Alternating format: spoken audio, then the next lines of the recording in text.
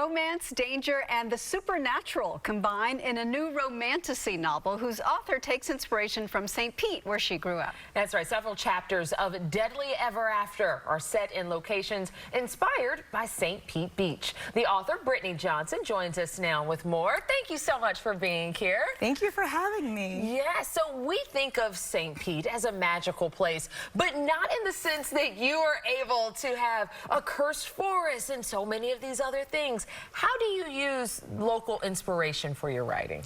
Whenever I think about the magic in our environment, I think about the histories there and what it really shows us about our personal past. And I have been coming to St. Petersburg since I was 5 years old, before we would eventually live here. And I remember looking at the ocean, the water, the different blues, and also just learning about all the different ecosystems in Florida and how magical a place that is. So when crafting this world, I really wanted to draw from that real world inspiration to help tell the story of these girls who have to go through their past to find a better future for themselves. And you see that through them traversing a swamp-like area, like a marsh. You see them on the beach, you see them in the ocean, and just all these very beautiful ecosystems that I pulled directly from our Florida environment. How did you come up with the story? I've always been such a lover of princesses and fantasies and fairy tales, and I started thinking about the true love's kiss curse. And I thought, what actually happens when they're in that coma? Like, are they dreaming? Are they like just, what's going on? And so that's where the core inspiration started. And then I also wanted to add nuance to the idea of women saving themselves and girls saving themselves, and how sometimes you're not in positions to do so, but when you have that chance, take it, run with it, because you can still have your happily ever after, no matter what beginning you may have had. I love that, and I love that you're filling in the blank for maybe where our minds always wanted to wander but never allowed ourselves. You're also filling in the blank by having black princesses in this particular genre where we always may not see that type of diversity.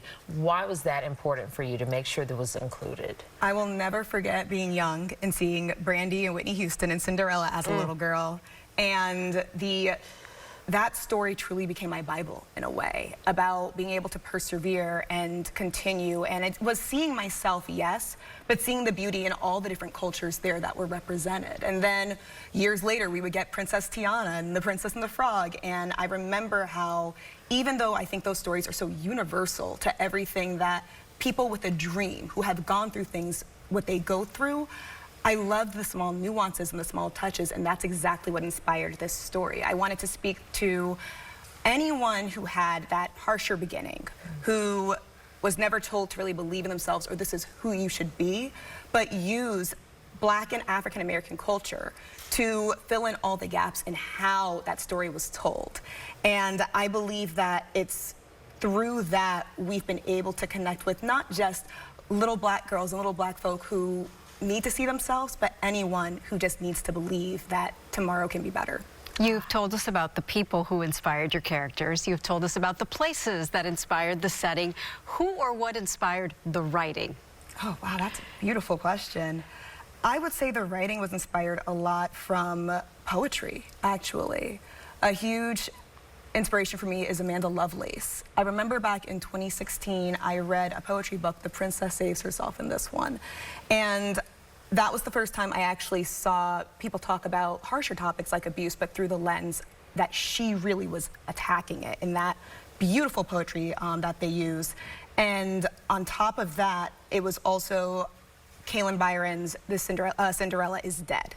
Those two stories ultimately made me say, okay, I love how the prose is shifted here. Let's take this and let's run with it this way. Were you living in St. Pete as a young student back then, or did this come later? The story did originally start when I was in St. Pete. I actually came up with the story on a trip to visit my father in New Jersey. Came back, I wrote 3-4 books that none of them made it. Oh, wow. And then after none of them made it, I was living in Orlando, actually working at Disney World at that time, and the idea came, but so much of the journey actually happened here once I was living in St. Pete again. And that's where we ended up signing and all those beautiful things happened. Aww. Wow, you know, your book has so many themes of love and empowerment and just finding yourself. And hearing your story about the books that didn't work, did the story keep you going to for your own empowerment's sake? 100%. I make a joke all the time that we start off as an Amala and turn into a Kha'dasia, which makes more sense once you read the story, but Amala is so soft and tender and naive in the world, and Kha'dasia is a bit hardened because of what she has gone through. And it was through this story that deals a lot about grief and loss. I actually experienced some of the bigger grief moments in my life to date. And as I would grow and shift with my emotional journey, so did this book. Exactly. It was like this living, breathing encapsulation of, I want to say, my 25 to age 30 years, those big growth moments. And there are so many moments like, I need to read my own book, actually. I just need to tell my therapist, I just need to read my own thing real quick. Well, thank you for sharing that with us, with all of us. Thank you. Thank you, Brittany. Appreciate it. Thank you.